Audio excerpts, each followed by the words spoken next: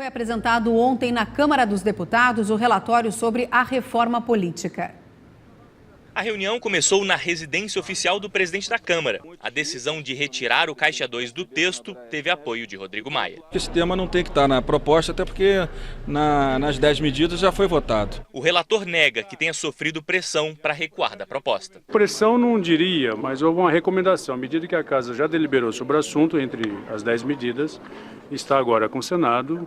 Alguns líderes aconselharam não seja razoável trazer esse debate para cá novamente. Se a mudança for aprovada como está no relatório, não haverá mais cargo de vice para presidente, governadores e prefeitos. O mandato para cargos executivos vai aumentar para 5 anos, sem reeleição.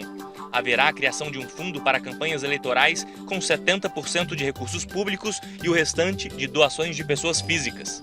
A escolha dos deputados seria feita por lista fechada nas eleições de 2018 e 2022. O eleitor votaria no partido e não em um candidato específico.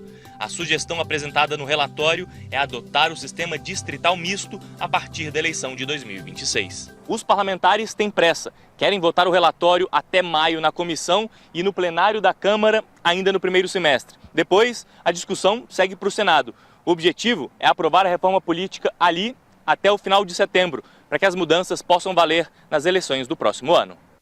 Bom, Prisco Paraíso agora para falar de política. Prisco, entre esses pontos que a gente viu na reportagem da reforma política, qual seria o mais polêmico? A gente já tem um telão que eu gostaria de botar aqui no SBT Meio-Dia. É uma mudança grande tanto para os candidatos como para o eleitor, que não vai votar no seu candidato e sim no partido. Seria isso, Prisco?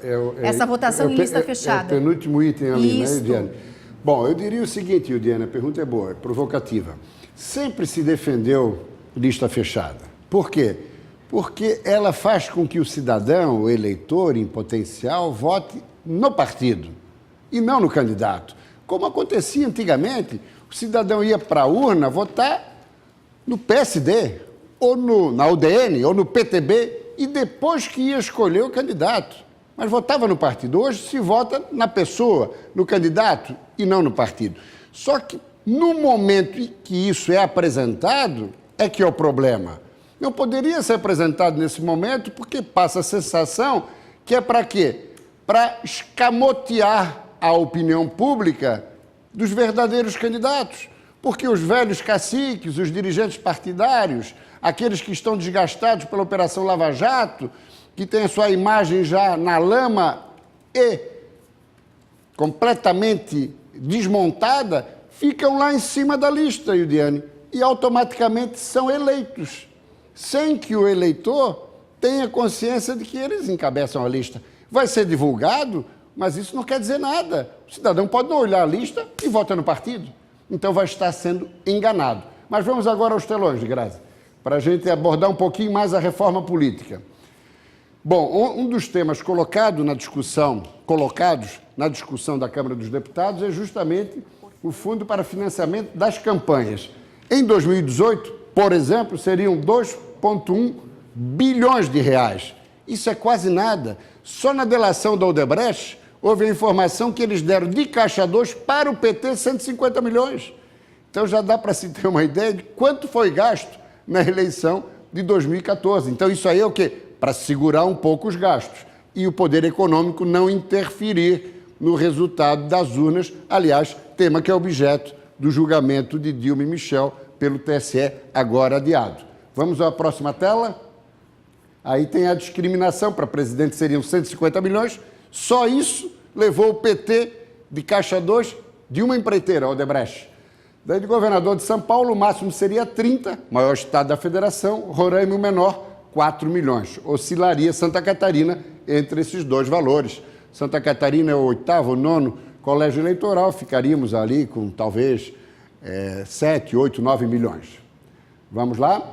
Relatório discutido na Câmara, como nós vimos falando, fim do cargo de vice-governador, vice-presidente e vice-prefeito. No passado, antes da década de 50, já não tinha.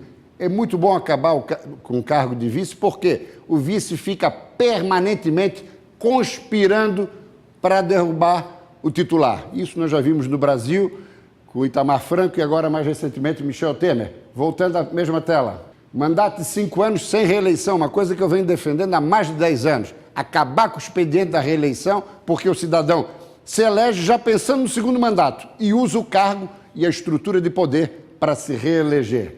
E 5 anos, fica 5 anos direto e depois renova. Isso para cargos executivos, presidente, governador e prefeito.